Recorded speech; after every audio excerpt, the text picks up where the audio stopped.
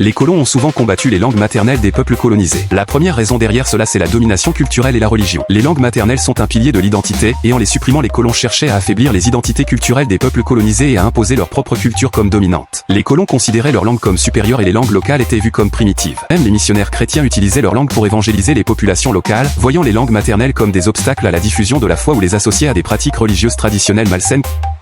Deuxièmement, pour faciliter le contrôle politique. En imposant une langue coloniale, les colons facilitaient la gestion administrative et politique des territoires occupés. La marginalisation des langues locales permettait aux colons de fragmenter les populations en les empêchant de communiquer entre elles afin de mieux les diriger. La troisième raison, c'était le contrôle économique. Les colons imposaient leur langue comme langue du commerce, de l'éducation et des institutions. Il devenait facile de contrôler les échanges commerciaux et de limiter l'accès des populations locales aux opportunités économiques. Par conséquent, dans de nombreux pays africains, asiatiques ou américains, les langues coloniales demeurent les langues principales, reléguant les langues locales à des usages familiaux ou informels. De nombreuses langues maternelles ont d'ailleurs disparu ou sont en danger d'extinction en raison de ce processus.